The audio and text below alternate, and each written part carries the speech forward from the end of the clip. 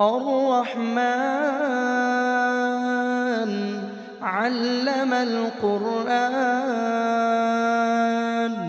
خلق الإنسان علمه البيان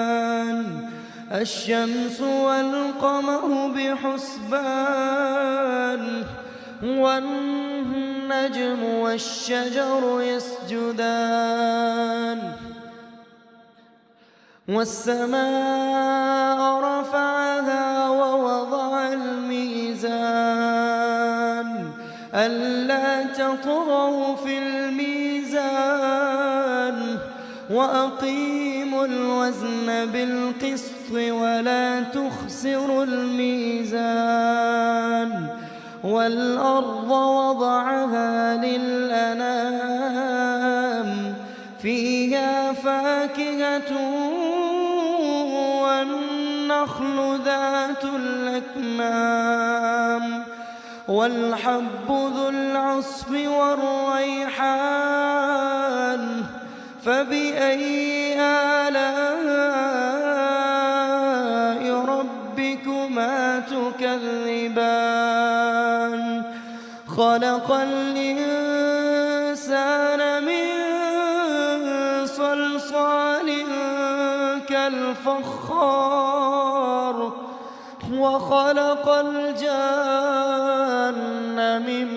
مارج من نار فبأي آلاء ربكما تكذبان رب المشرقين ورب المغربين فبأي آلاء ربكما تكذبان مرج البحرين يلتقيان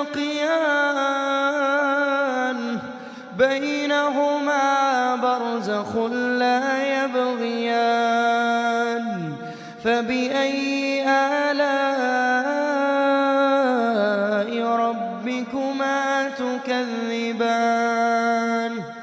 يخرج منهما اللؤلؤ والمرجان فبأي آلاء ربكما تكذبان وله الجوار المنشآت في البحر كالأعلام فبأي آلاء ربكما تكذبان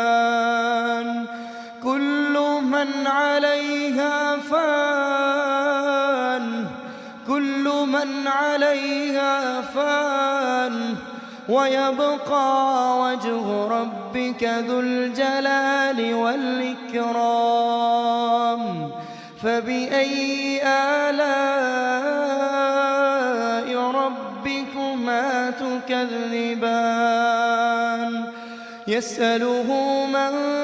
في السماوات والأرض كل يوم هو في شأن فبأي آلاء ربكما تكذبان سنفرغ لكم أيها الثقلان فبأي آلاء ربكما تكذبان يا معشر الجن والإنس إن استطعتم أن تنفذوا من أقطار السماوات والأرض فانفذوا لا تنفذون إلا بسلطان فبأي آلاء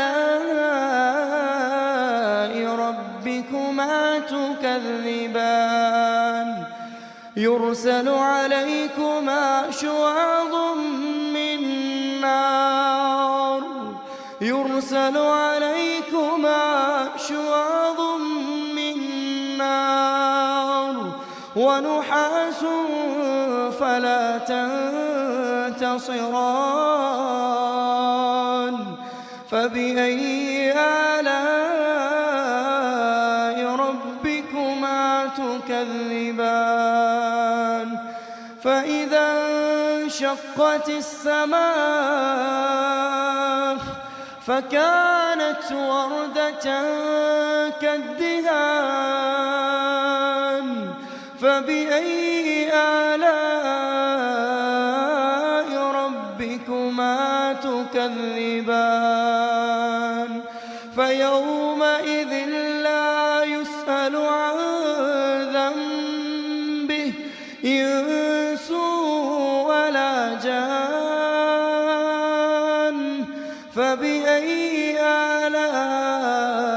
ربكما تكذبان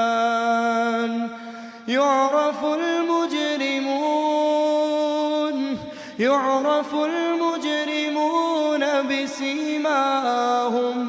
فيؤخذ بالنواصي والأقدام فبأي آلاء ربكما تكذبان هذه جهنم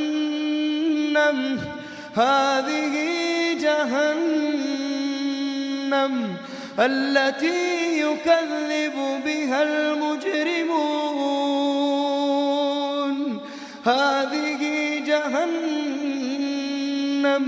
التي يكذب بها المجرمون يطوفون بينها وبين حميم آن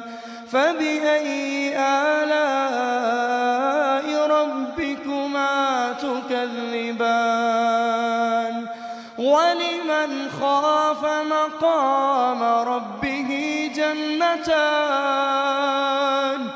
ولمن خاف مقام ربه جنتان فبأي آلاء ربكما تكذبان الله